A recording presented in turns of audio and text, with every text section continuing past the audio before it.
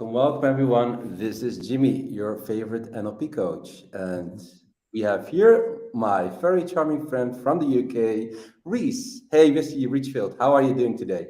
How you doing, Jimmy? Good to be here. Yeah, likewise. How is the weather, man, in the UK? All good? Awful. No, Awesome. it's not. It's cold, but we've had a little bit of sun, so we can't complain too much. What about yourself from our Nah, European cousins? it's dark, it's cloudy, it's rainy. But hey, we had a really good month, so I'm really Yeah, happy with that. We had a really good January. So, guys, ladies and gentlemen, this is a that's a special live stream where we're going to talk about our winning trades. Always nice to talk about winning trades, but maybe even more importantly, you also want to talk a little bit about our losers.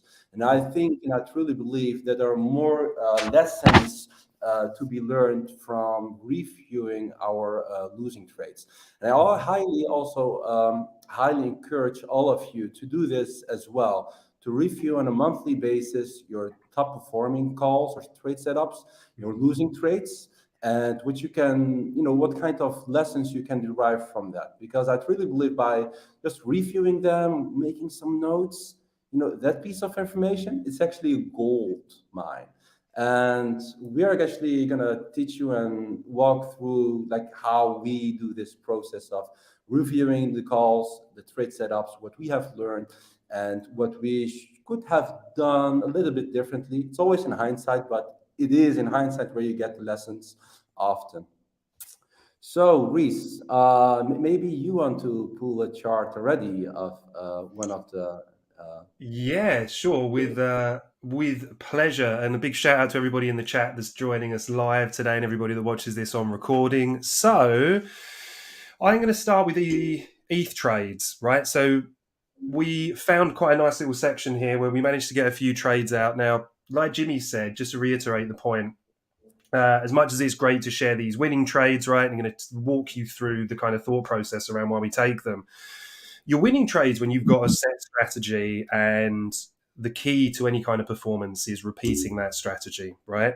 Now, it's all well and good to take solace and to take some enjoyment out of the winning trades, which from a psychological standpoint, I'll let Jimmy comment on that more, but I think is important to have that kind of reward process when we do things well.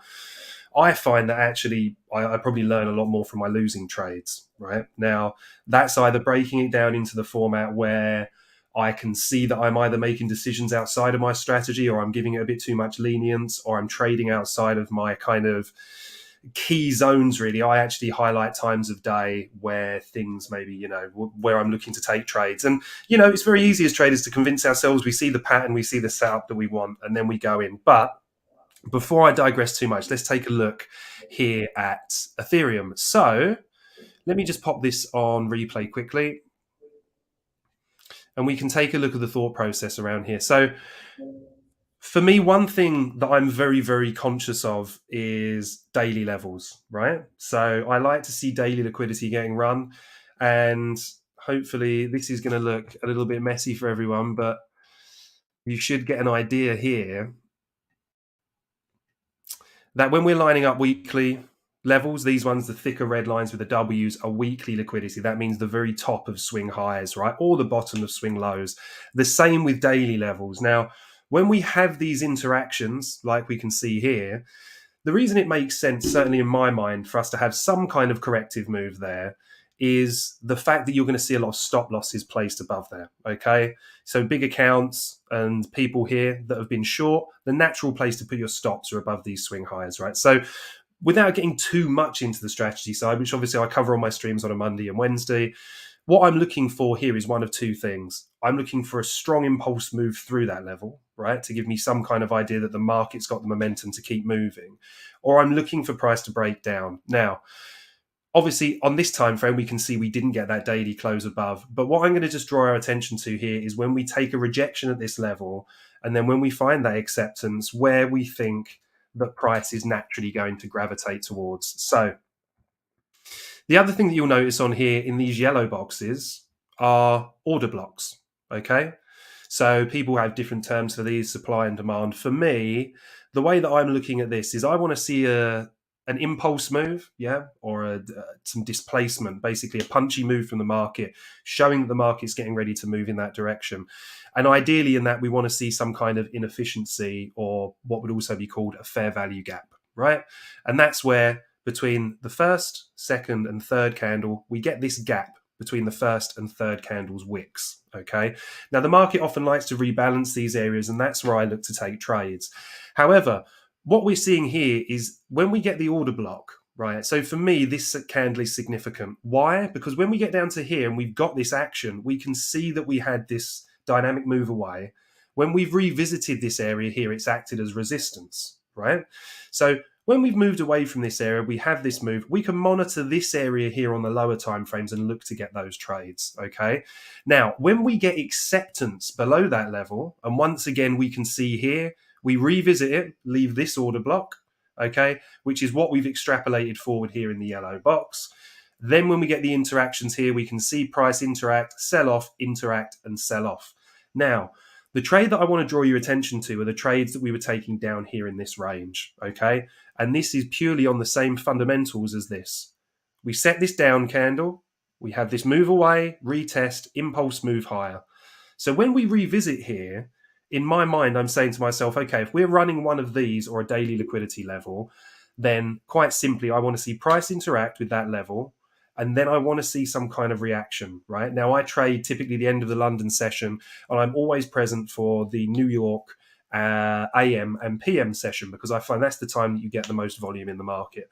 So with that explained, we've come down and we've had our interaction with this order block down here, okay? So now what I want to see is I want to see how price reacts, right? Now, the long downside wick, when we tap into this area, followed by the quick move away, for me, that does two things. One, it sets us a range, okay? And secondly, when we have this interaction here, we're now setting this block, right? And then we're looking for a reaction when we come into this area. Why? Because we're deviating the range higher, all right, which is this. If we deviate, we close back within, then the chances are that we find support at the midline, the channel EQ, or we purge towards the range low. Now, you'll notice here on the charts, I've just got an indicator on that's signifying the start of the New York AM session, which is 1:30 UTC. And here is where we're looking for price to come back within the range and then give us our trade opportunity. So I'm now moving down to a 5-minute chart. Okay, and we can see this area here, and we can see the order block on the 5-minute, which is the high volume up candle here before the purge lower, right? Again, we got displacement, we got that strong move down. So when price has met not only range high, we've got the confluence of the order block as well. Then what I want to see is very, very simple. I want to see price run this, so sweep the prior high. We come and set this higher, correct back down, we then purge this high, and we close below the low that has swept the high, which I would say is the origin of the move. Because if this impulse move that's met here, if the idea is to convince people to go long, it's to take out stop losses above here, it's to get breakout traders to enter positions and generate liquidity that larger accounts can then fill with orders in the opposite direction and avoid slippage. So when we get this move lower, I simply want to see, again, I want to see a clean break through this level and a close. And I want to see a good punchy move again. I want to see displacement. Then, as soon as we get that, and let me zoom in. As soon as we get that move,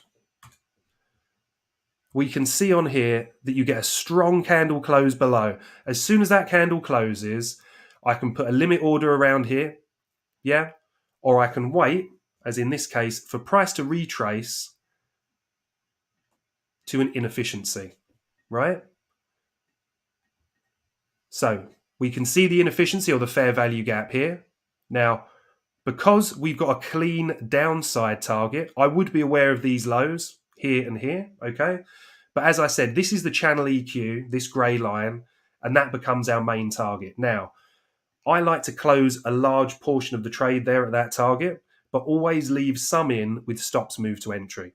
So this was the trade here that we caught with the team, And then on the flip side, when we held the midline here, moving down onto a lower time frame, you can then look to scalp these moves back up to the range. All right. In ways that I view a range, if we deviate the high, close back within the range, then I look to target the midline. If we then do the same at the midline, close and hold below, target range lows. If it shows strength here, we simply wait for our break of structure to the upside and we can take a high probability long. Okay. And that was just one example of one of the trades that we caught on ETH.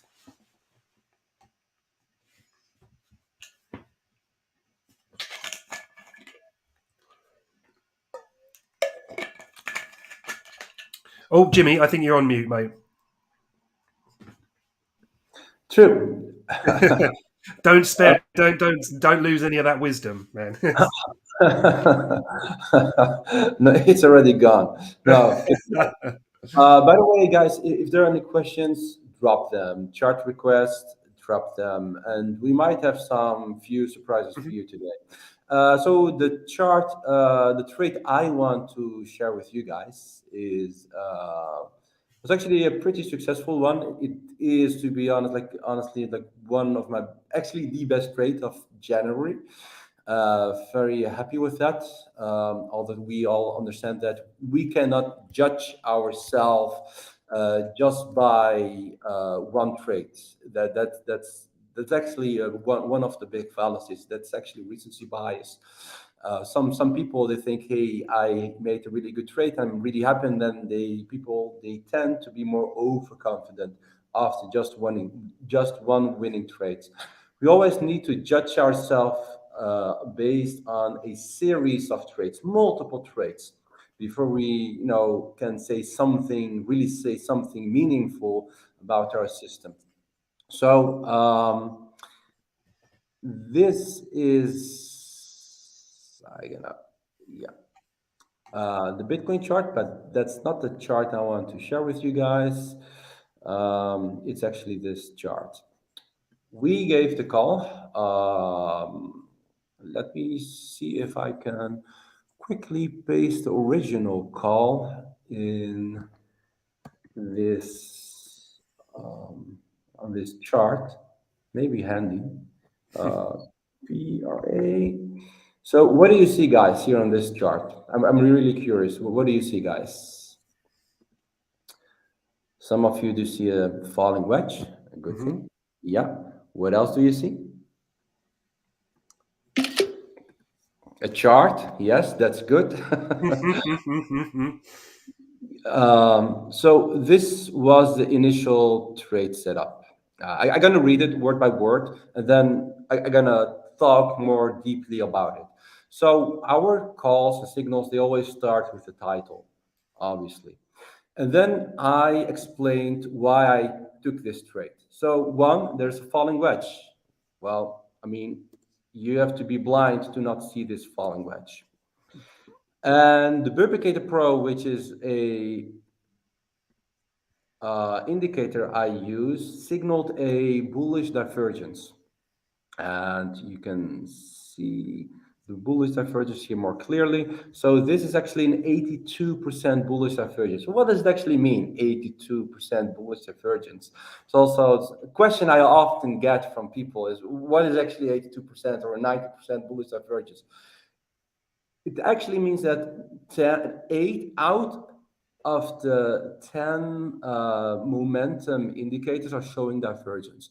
So this is probably a divergence not only on the RSI, but also on the money flow index, CCI, MACD, and a bunch of other indicators. So the higher the number, the stronger, in my opinion, the divergence. Yep, now we're back with everything. I'm gonna take out everything what's not clean for you guys. So there is a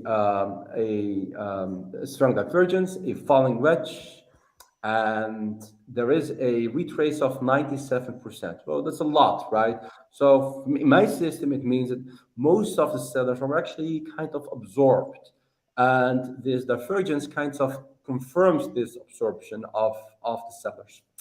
And not only that, I'm always looking for confluence. So when I see a falling wedge, what often gives me a good win rate is when the apex is nearing a important Fibonacci level, or Mhm. it's nearing a key SNR level, key support level. And for this trade, if wait, from this low, you would see that this, like these two candles, approached the 618 Fibonacci level. For me, it wasn't confirmation. We Mhm. have now the 618 Fibonacci level, and we have the bullish divergence, and we have the falling wedge, and we have 97% retrace, and and is a confluence again. And the point of invalidation is crystal clear. What do you think, Reese? These blue chips. Yeah, I mean, I love that. I use a lot more price action in my trading as well, but I'm a huge fan of divergences. I use the B Pro as well. Again, I think any time that you can bring together a number of different indicators and provide Yeah. a percentage across that, for me, I use it a lot in ranges. Right, if I'm drawing ranges, an interaction or a deviation, a range high or a range low, combined with a strong 4 hour or a daily B Pro divergence, I find you're either catching a healthy corrective move, right, or you're Mhm. actually even one step ahead of that. You're at the beginning of the reversal. Now, what you said about the clear invalidation point is another thing that's really it hits the nail on the head. For me, I see it as taking a slightly higher risk but higher reward entry, right? Henceforth, why I think you pulled. It was ridiculous, 178%, something like that. The return on this trade, right, which is it's a longer hold than I would typically do as a day trader, right? But Ye- Yeah, it is 170 something percent. yeah, With the point of invalidation, like, where you put your stop loss, why I find this so important is uh, when I started with trading, and maybe this is some nice information for people who just started with trading or having problems with setting their stop loss, is sometimes I couldn't really find a really good stop loss. I mhm, mean, I used ATR or just stop loss below the below swing low, and yet mhm, I got stopped out a lot of times. And it was pretty annoying. So for me, when I do reversal trades, when when I see this amount of confluence, I get more confident mhm, in using the stop loss because it's so crystal clear. I mean, for me, what was the stop loss? It was a close below the 618 Fibonacci level would mhm, be for me like the main argument to close the trade. So again, risk reward was really worthwhile. mhm, And on the way up, of course, as always, we TP. So mhm, we give updates where we TP. We mhm, TP here at 0036, 0045. mhm, This was our final TP.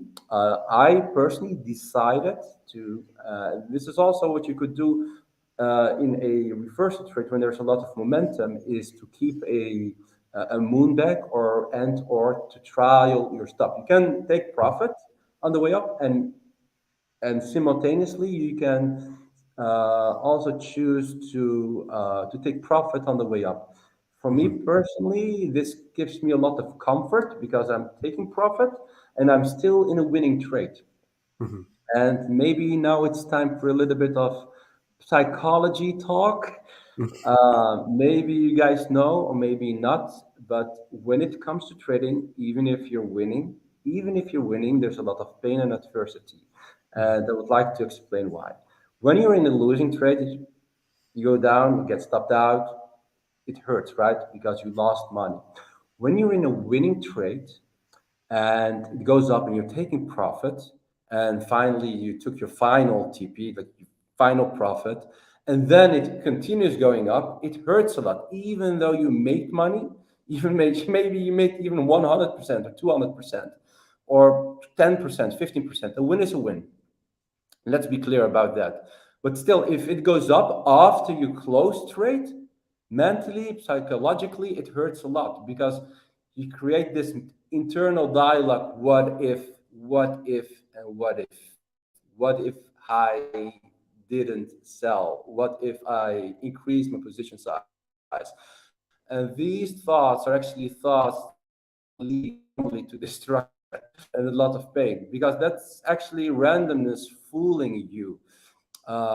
We know, like just like Reese, Reese, that we don't judge ourselves based on one traits. It's always a series of traits, and the brain is actually primed and wired in such a way to treat our losing traits two up to three times more than a winning trait. So if you think about it, if you're in a winning trade, you make money, let's say $100, and then the next day you're losing a trade, you basically need to make two good trades or winning trades to compensate the pain of losing of your previous loss. So that's actually another proof that trading actually goes against our biological expression, our against our psychology and biology.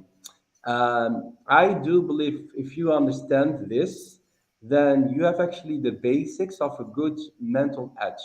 I mean, I don't care to share my technical edge with you.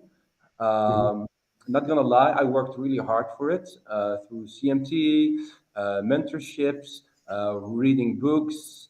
Um, I mean, really quality books, Mhm. following the right people, making a trading plan, testing things out, back testing, forward testing.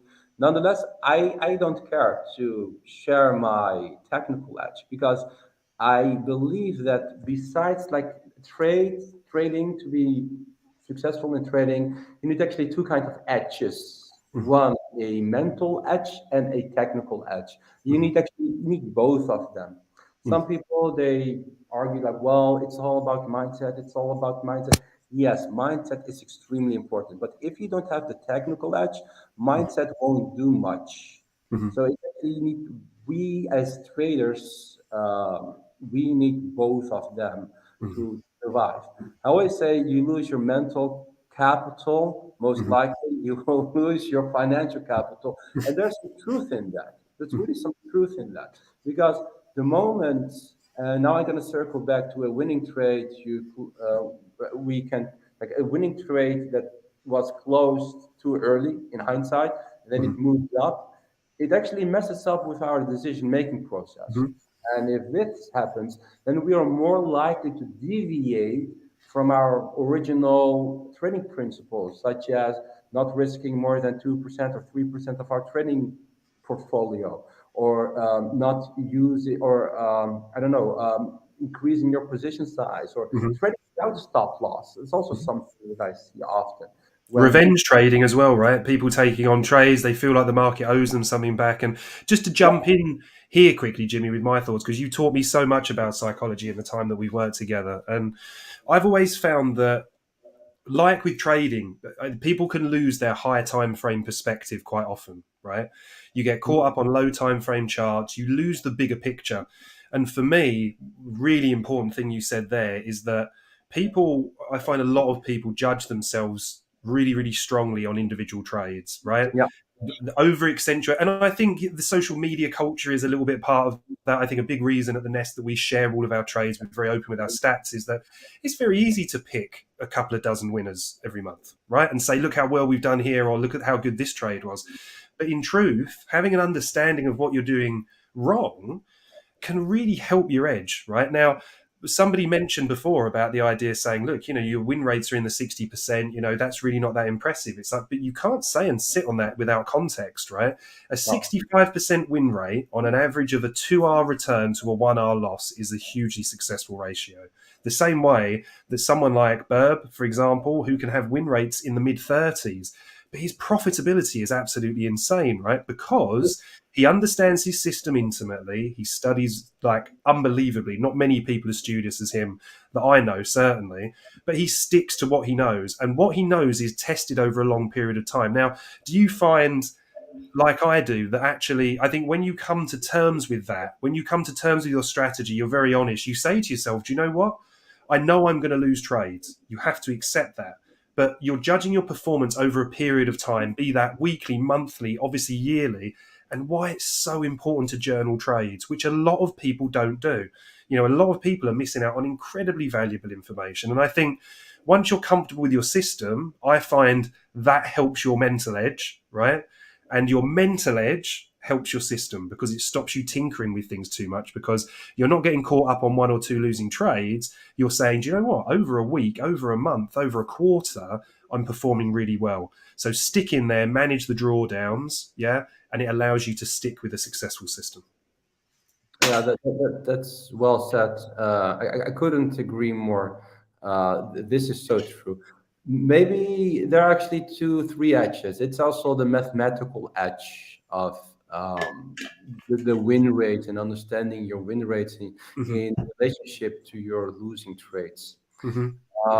And I also see, like, when I have a big win, I see it actually as a extra buffer to Mm-hmm. cover my future stop losses, because I Mm-hmm. know I'm gonna have a lot of stop losses and they will get triggered sooner Yep. than later.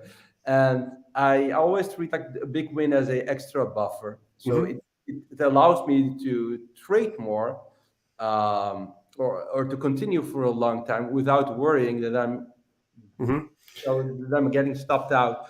And a Uh, great reflection on risk management, right? Because if you're saying to everybody, every trade you lose is 1R, 1R plus your fees. So understand your fees, right? But if every trade you lose is 1R, every 3R win buys you three incorrect trade, or three trades that don't go your way. Every 5R win buys you five, right? Now, thinking of that in a positive reinforcement, because the truth is, if you're sitting here right now taking trades and you don't know what your strategy plays out over time, or it hasn't been historically back tested, then there is a huge element of gamble to what you're doing, right? Systems and stuff, you're not looking for this magic super winning system, because ranging systems on lower time frames can have a higher win rate, but the R is very small and the fees are very high, right? So sometimes when we see these trades being nailed on 1 minute charts and they look amazing, and they are, and full respect to people, I trade those kind of time frames, but I can lose 30% of my win in a trade. So it's not 1R if I lose, it's 1.3R, right? So like Jimmy said, being really, really intimately understanding not just your systems, but the maths behind it. So your win rates, your strategy, what that represents in actual returns is really, really key. and that's so true. Also, ladies and gentlemen, if you have any questions, let us know. By the way, if you also want to learn how you can get access to our Discord for free, also let me know. We were gonna surprise you in a bit with some good news. Well, to come back to this trade, a trade is an episode, so it has a beginning and it must have an end. We don't want to end up as a forced bag holder, right? That's something we want to uh, avoid. So this is actually the closing of this trade. We made 173% since the entry. Did all our TPs. We took profit. People, I gave the suggestion to trial your stop loss, so to stay in the trade in case it's going to break out again. And that's it. Actually, it's we. I think it took 3 4 days before this really hit all our stop losses. Mhm. Then there's also another trade we shared, or at least like I shared, like to talk like about my own trades. That's RSR. It's actually a trade I closed manually for a small profit, and in hindsight, I made a mistake, and I would like to sort of explain you what the mistake actually is. So first, allow me a second. Um, Wait, and see this chart, this RSR chart. I think I entered somewhere here, but let me know, guys, what you're seeing, and then I will tell you what I'm seeing. So look to this chart and tell me what you're seeing in this chart.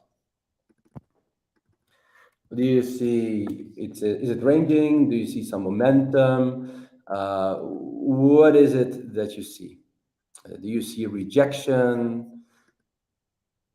What is it, guys, what you see? Do you see weakness? By the way, it's a trade I longed, so not shorted. It's basically this one. This was how many days ago? Jeez, time flies really. 2 weeks, something like that. So at that time, RSR was trading around, yeah, it made a kind of a retest here. So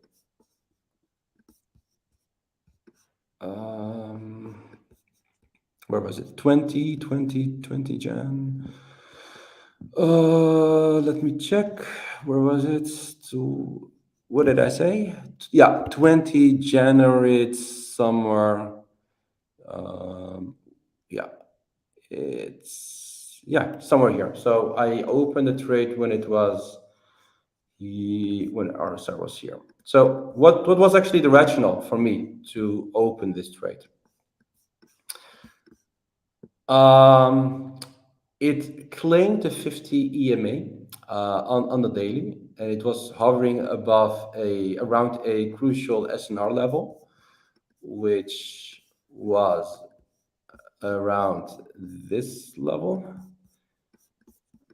Oh, sorry guys for being a little bit messy. I'm gonna, and that was for me a reason to open the trade.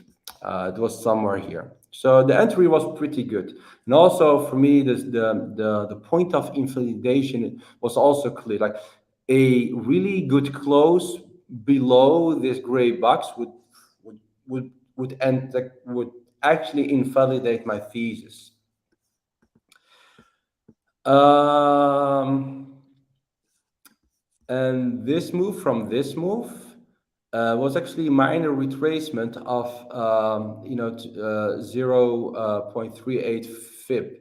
So it actually means that bears weren't really able to push this price more down. So it gave me actually the thesis, okay, let's go long. I told you that in hindsight, I was wrong with setting up the TPs, which can happen, of course, from time to time. I set my first TP a little bit too high. So it was like the first TP was around here, somewhere here. And what I actually did was I kind of ignored this resistance here. And on the 4 hour, you will see it maybe more clearly. You see that this was a kind of a bearish retest, right? Like it lost this level, tried to go up, rejected there. And I should have respected this level more. So in hindsight, it's always in hindsight, but it's in hindsight where we can learn new lessons, is that I should have took my first TP here. So that would be like a 27% some ish gains.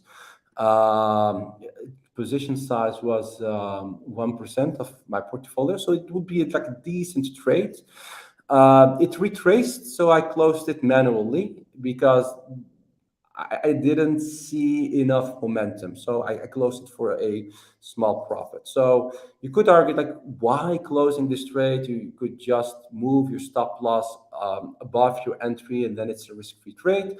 That's maybe a good argument, but having like your funds locked up in a trade setup also actually means that you cannot use your funds for other opportunities. So you always need to think the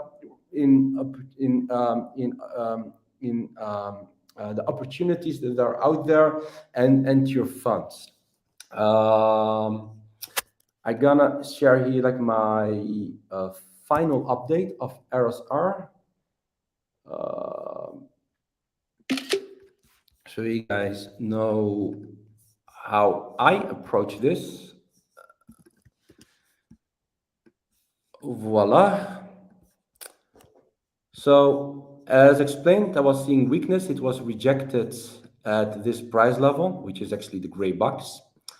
And in hindsight, so I admit that my misinterpretation of the chart, that the TP1 should have been there and not at 0.55 cent.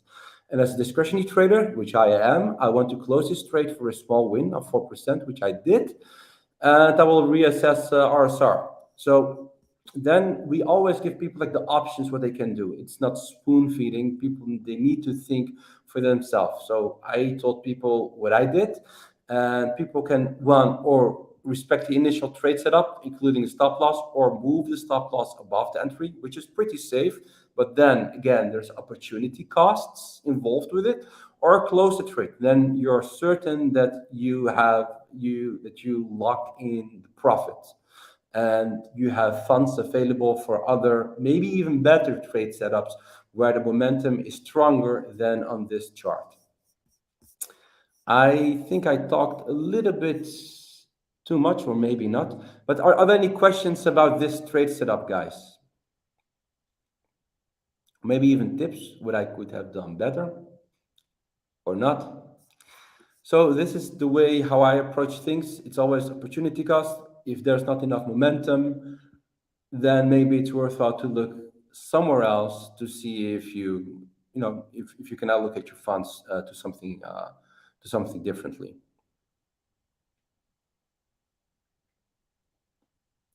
So what do you have to say about that, BC Richfield? About opportunity cost as well. About when when there's a rejection and not much is going on. Do you have any? Yeah, I mean, so for me, is I think there's a slightly different side to it. To me, I think being a day trader, you can find a number of opportunities. I think so.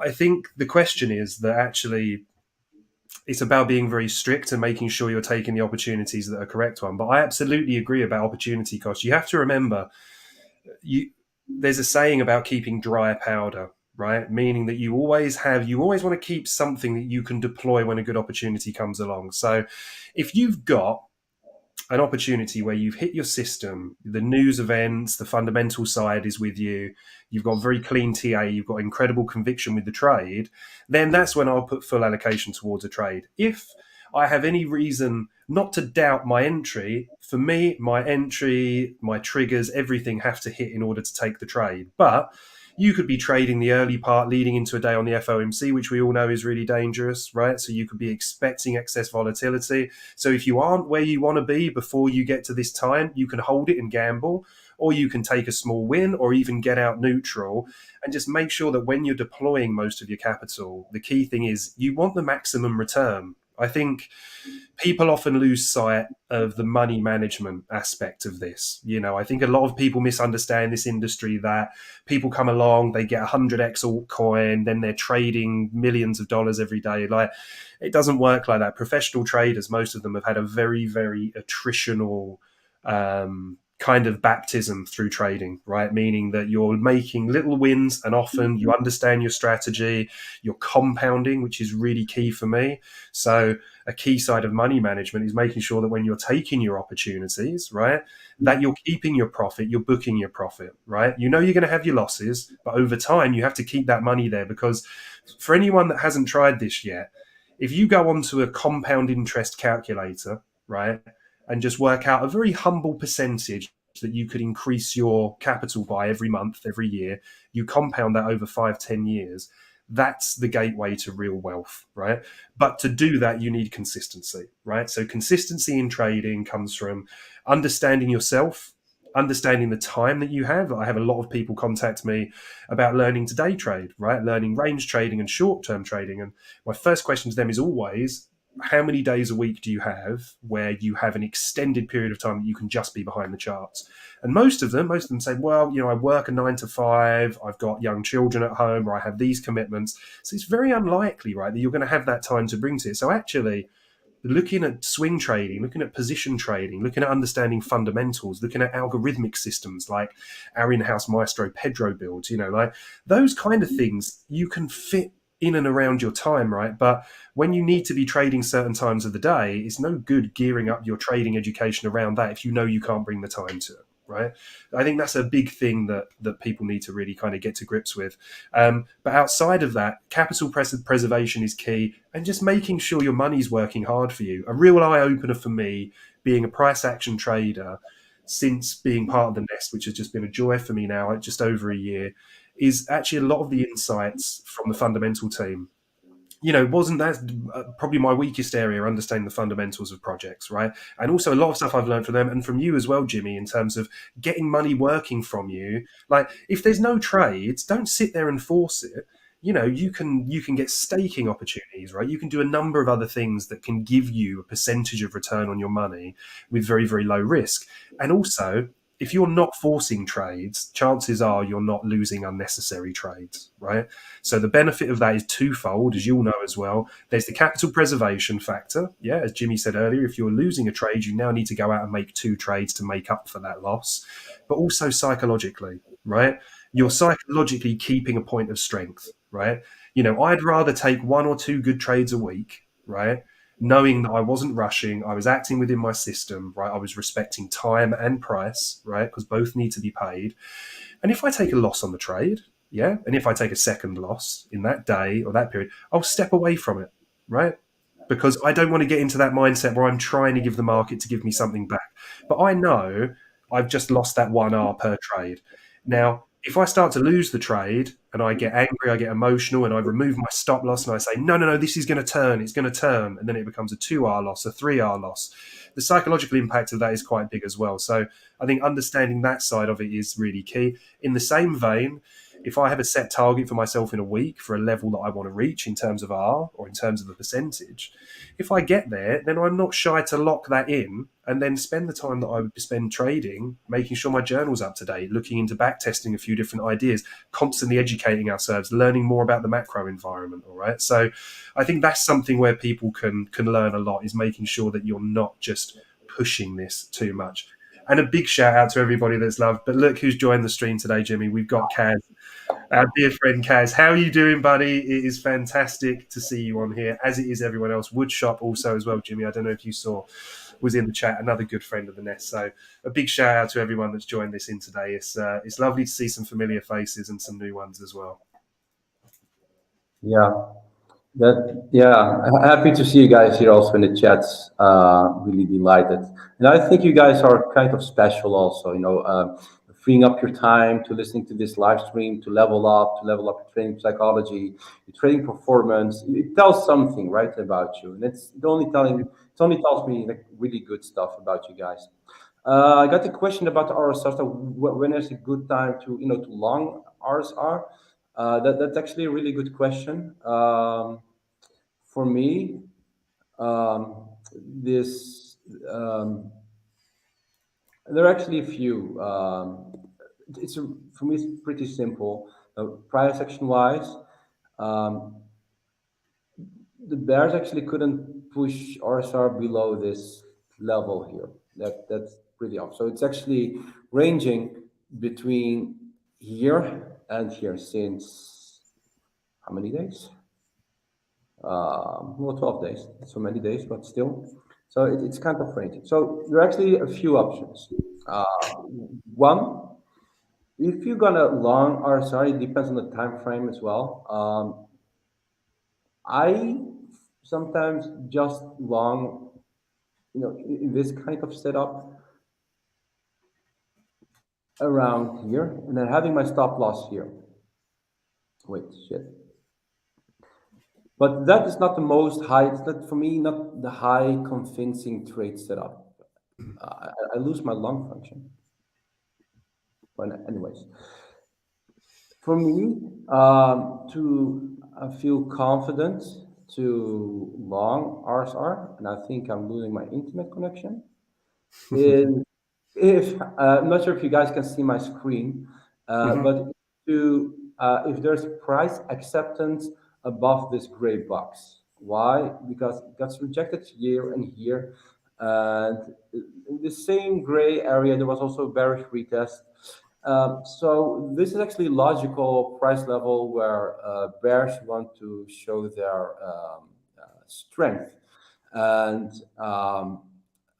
taking a trade now here You could do that, but it's a higher risk. For me, to lower the risk is to get price to have RSR above this gray box, and it needs to prove that there's price acceptance there. A throwback, that would be for me the ideal scenario. Hey, there it is, back again. That would be for me the ideal scenario to have RSR to long RSR. Mhm. It's like RSR, like it retraced also a lot. I mean, it can it retraced 97%. Of course, from here it can do another 80 or 90%. But for me, like after such a huge retracement, it actually tells me like most of the sellers are actually kind of gone. Of course, sellers can reappear again and Mhm. again and again, but for me, the price, the risk reward ratio is it Mhm. favors more long than short. Mhm. Um, so another like I promise you a few trade setups. Now you guys know that I'm a big fan of falling wedges, especially when there is a bullish divergence going on.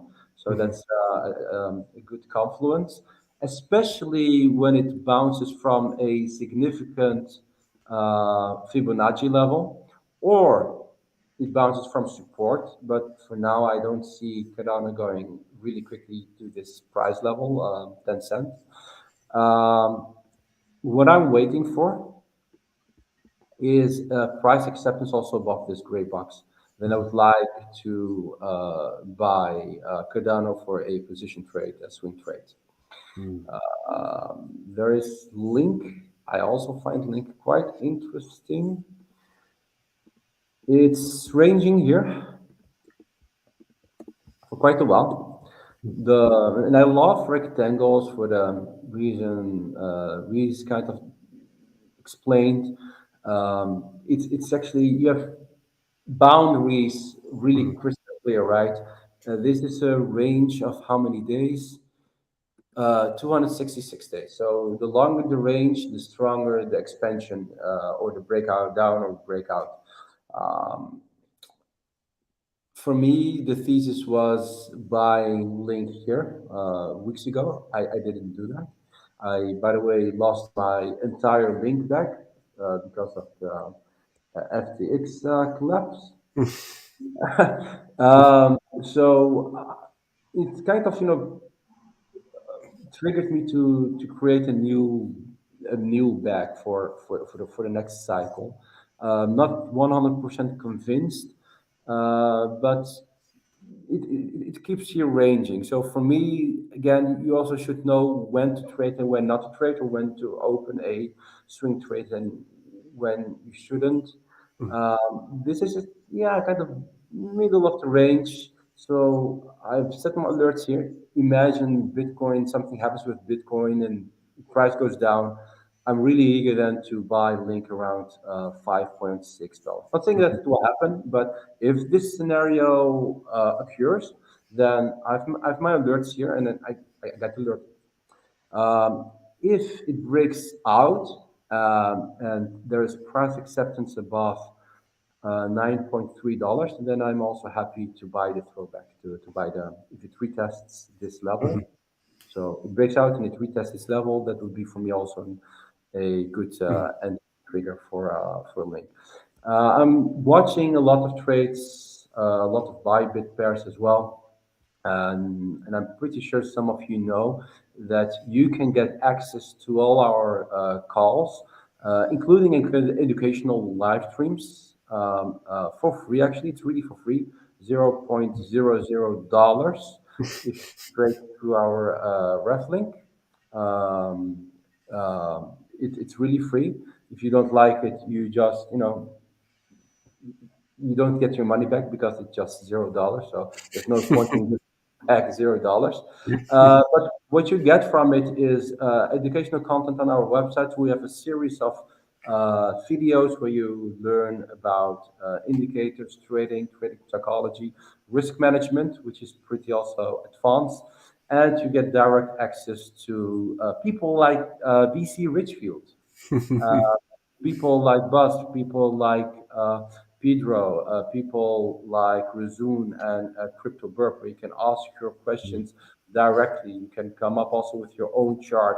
You can get feedback on it, and you're basically actually surrounded by people who are trading, who are taking trading really serious and using trading to earn, income and to finance their own lives. That's actually what we're actually doing. These people are really trading. They're actually trading for a living. That's actually what they do. Really serious on a high level. And we welcome you all to join us for free. Right, BC Richfield?